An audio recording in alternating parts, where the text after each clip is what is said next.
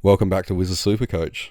We're now 1 week from round zero, and I don't know about you guys, but I'm definitely starting to feel the pressure of it.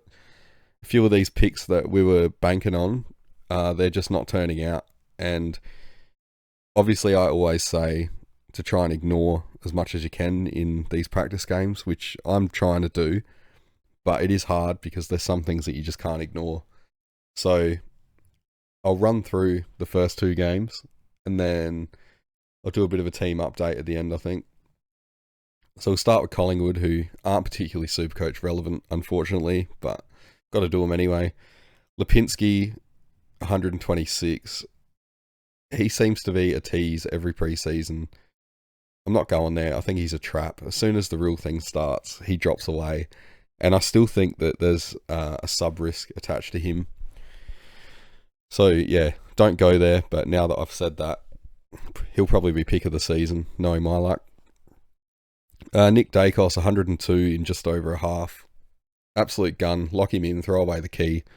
Hasn't left my side. Now, Hoskin Elliott, he's not Supercoach relevant at all. But the reason I bring him up is to highlight how much these practice games are like an outside game. There's not much contested footy and stuff. The pressure's low. He's tunned up, which he rarely ever does, and he's got a fair amount of the pill here. So, yeah, you know if he's tunning up, it's clearly not a contested type game. So, this is why we should never read into these too much about how people score. You're just looking for job security and role, things like that. And Noble, he's another one that's not heaps relevant, I guess, but I suggested a couple of videos ago that he would come back after being dropped from the finals last year, and he'd have a real axe to grind. And I think he's proven his point. First two games, he's been excellent. He actually might be one to keep an eye on with that role, but there's too many good options in the defence. So, yeah, I'm definitely not saying to pick him. Jack Crisp, I thought he may have turned the corner after that grand final effort. He was amazing, but he looks like he's just going to do his usual thing and hover around the 89, like low 90s, high 80s kind of thing. Tom Mitchell, he's over the hill. He's done. Last year was probably the last year that he may have been a decent pick. McCreary, he was meant to move to the midfield. Doesn't look like it's happening. Frampton did alright considering how much shit he copped over last year's grand final. The reason I bring him up is because he's playing okay, that's probably going to hold Charlie Dean out of the team, which sucks for Supercoach because he'd be a half decent pick. So more reason for people to hate Frampton, I guess. Lockie Schultz, I'm sure he'll score better once the season starts. Being in a better team, he even scored okay, I guess, at Fremantle for a forward. So, yeah, probably not a pick, but definitely one to keep an eye on, given that there's really nothing going on up forward this year. Darcy Cameron, I think that he's done as a pick. Mason Cox, he's a pretty divisive character, but I've got to give it to him. His last 12 months, he's improved massively, and I think that that's really killed off Cameron as a pick. Finn McRae, now he's the one that everyone's talking about. Obviously, we were hoping that he was going to pick up Taylor Adams' CBAs and finally get his go, but judging by this, only getting 36% game time, I reckon he'll be the sub in round one if he even makes it. He's definitely not in the best 22, or at least they don't see him as being in there. So yeah, he's finished as a pick, and I've punted him from my team, but we'll get to that later. Reef McInnes, he was an outside chance to be a decent pick-up forward, but yeah, as you can see here, he's got the same game time as McRae, and he's not going to be a pick. Move on to Richmond now. I don't think they're terribly relevant either. And both teams, obviously, they're kind of disadvantaged in Supercoach by having the double bye. But Jaden Short, he's another one like Lipinski. Actually, it's a bit unfair to put him in the same basket as Lipinski. He's actually a far better player and more consistent scorer when it comes to Supercoach. But he's another one that seems to tease every preseason, sucks people in. It's happened to me before. And then he kind of trails off. He's a bit inconsistent through the year. not to Lipinski levels, but he's never averaged 100 in a season. So I think 98 is about his highest.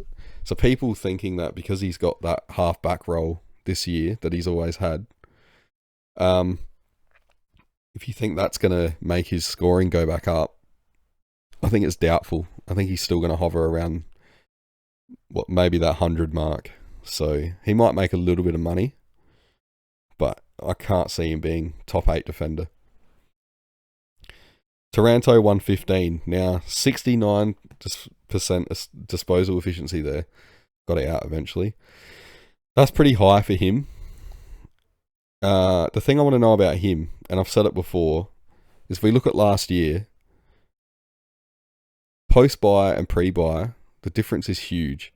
If we could have some kind of indicator that pre-buy Taranto was the real Taranto, he'd have to be a pick. And the fact that the post-buy carnage happened means it's dragged his price down. But I'm not picking him because I'm not confident of which one is the real Taranto. History would suggest that that first half of the year was the anomaly, but I guess he's not the worst pick in the world. Thompson Dow, he's another one that everyone's talking about. He's about 250k.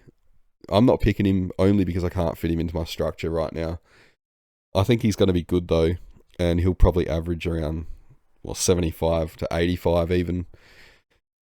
But one question mark on him is that Adamuse has flagged that Dusty is going to be returning to the midfield in more of a full-time role.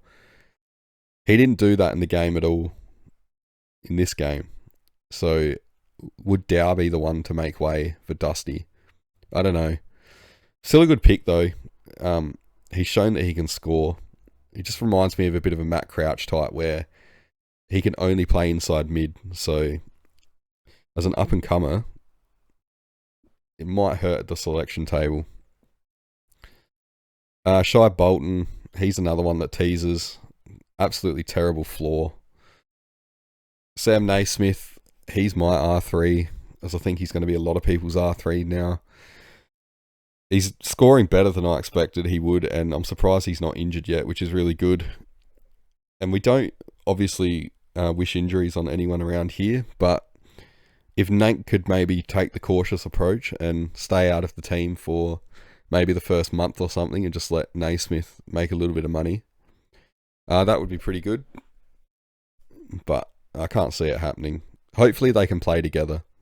I don't care if Naismith averages like 60 or something once Nank is back in the team. We just need someone really to play in that spot. I don't want to pay out for Conway. I don't think that this year, with all the buys happening in the first couple of months, there's any real merit to having a standalone loophole, because we're going to have them anyway with the buy players. So yeah, hopefully Naismith is going to be the man.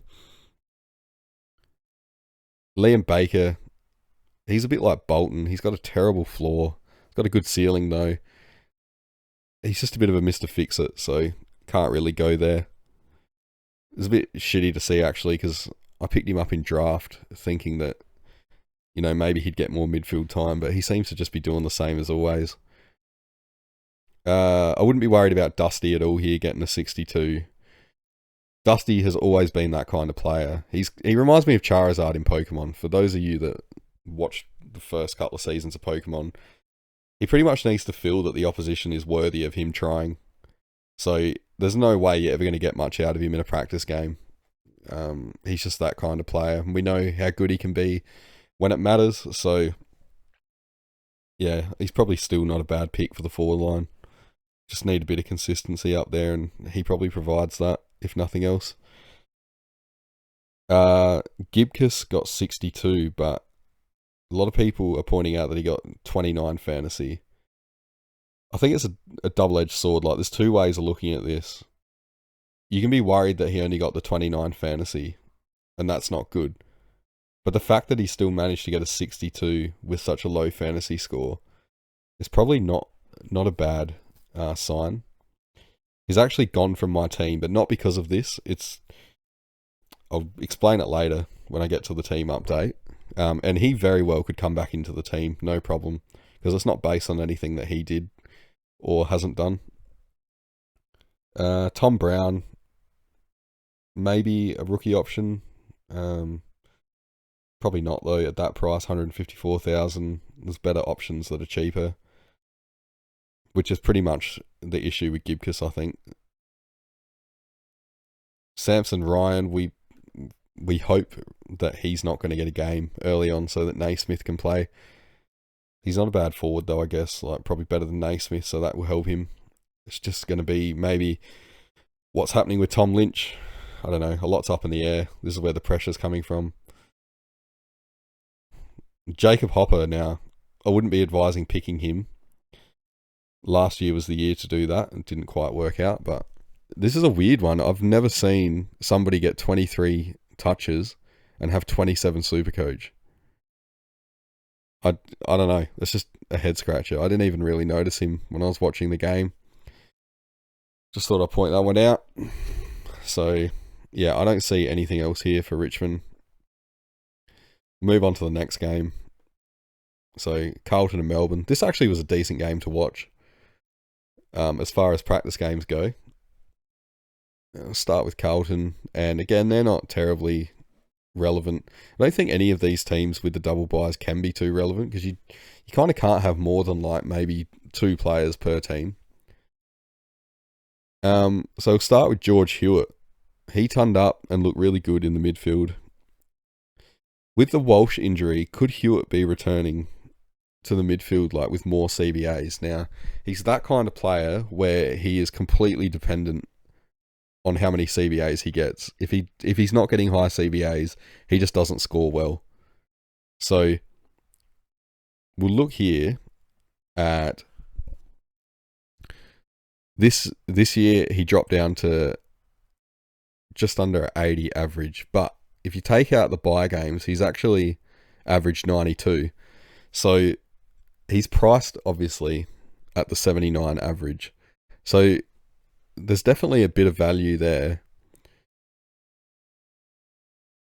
We'll look at his CBAs for 2022. So he had 73% average, and then this year it's dropped down to like 59% or something. Sorry, in 2023. We're now in 24, aren't we? Yeah, so 59% average. So he had high CBAs. I don't know the exact number from last night's game, but if he's going to be getting those again because Walsh is injured or whatever, he actually could be a pick if it fits your structure. He's a bit of an awkward price, like 440. But yeah, there's definitely value there. We know that he's very consistent when he does get those CBAs. If you look back to 2022 again,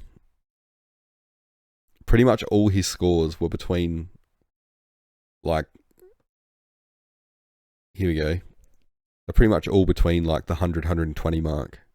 Got a couple of quieter ones later on, but there's not much deviation between his floor and ceiling. So he's nice and consistent. It's just going to be a watch in round 0. If he's getting high CBAs and we find out that Walsh is going to be out for a while, he could be a go. I'm not saying to pick him. I'm probably not going to pick him. In fact, I'm pretty certain that I'm not. But if you're looking for a value mid and you think he can return to what he did in 22, then he's definitely worth considering. Adam Sard, he looks to be over that calf issue that he had last year.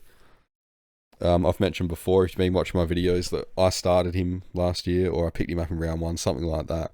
And he was going crazy, and then as soon as he did the calf, he never looked the same for the rest of the year.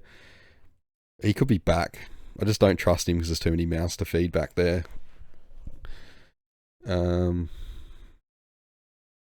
What else is there with Carlton? Cheryl was pretty quiet. I've got him tipped for a breakout, but he's already pretty expensive, so I'm not really going to go there. There's not a hell of a lot, is there, with Carlton? Nick Newman was really quiet. I didn't realise that he's 30 now, so he might start to drop off. Maybe the second half of last year was like the peak of his career. Who knows? Again, there's so many mouths to feed at Carlton off the half-back and wing areas. There's really not much here, is there? Just going to move on to Melbourne. All hail the king. Max Gawn, in my opinion, he's the GOAT ruckman of this century. I've got him just ahead of Dean Cox, obviously. He got subbed off, or whatever you want to call it. Like, there you go, he got 74% game time. So he easily would have went 200 if he stayed out there. He was dominating. I don't even think De Koning was that bad, to be honest. Just Gawn he's just a beast. He's a level above. So if anyone had any doubts on his ability to still score at his age, I think they're gone. Like, they have to be gone. The guy's just amazing. Him and Grundy, lock him in. Don't overcomplicate it. Same with the Dacos thing. Don't go looking for, some kind of advantage that's probably not there. Jack Viney, 114. If Clary's out of the team, he could be a go. What's he priced at? 559. He'd be a hell of a pod. But yeah, again, so many good options around that price. There's not much point. Sparrow, he could be going for a breakout, I think. I think he started getting CBAs at the end of last year. Just have a quick look. Bear with me. Yeah, so basically once Clary went out, he started getting them and then he held them. Even once Clary came back at the end. They just dropped down a bit, but yeah, he's a bit of an awkward price, I think. Unfortunately. 375, so you pretty much want him to be a keeper at that price. Well, getting somewhere close. I don't think he'll do this every week. He got 3 goals, but he kind of just, to me, he looks like he is really favoured by Melbourne's game style. I don't know. I'm not picking him, but I do have him in draft. Salem played midfield, which is interesting. He turned up too, but I think he's also one of those players that, kind of like Hoskin Elliott, he's really favoured by those, bruise-free kind of games. So I won't be picking him. I think he's a bit of a trap. I think his best days are behind him now. Cozzy Pickett. I really don't like the guy. He's just dirty. I'm not going to go as hard on him as Hippo did if you watch his videos, but yeah, not good to see, especially in trial games. Jack Billings has to be a lock. He hasn't put a foot wrong in anything this preseason as far as I'm concerned. I don't know what it is. I see a lot of people still criticising him and still suggesting that he might not be a pick. I don't know what people are expecting or what they want to see out of him. But he's doing everything that the majority expected him to do. He's got the role that we expected. I feel like people are just trying to invent ways to not pick him now, rather than just pick him. Especially when the forward line is so shit. Just lock him in. He's cheap. 243. He's basically an expensive rookie. He's like Sparrow for me. He just really fits into that Melbourne style. So, yeah. I think it's a real bad move if you're going to go against him. Petrarca, he started off well, but went a bit quiet and, didn't play the whole game. So I wouldn't be worried about him at all. Guy's an absolute beast. Windsor, he's now in my team.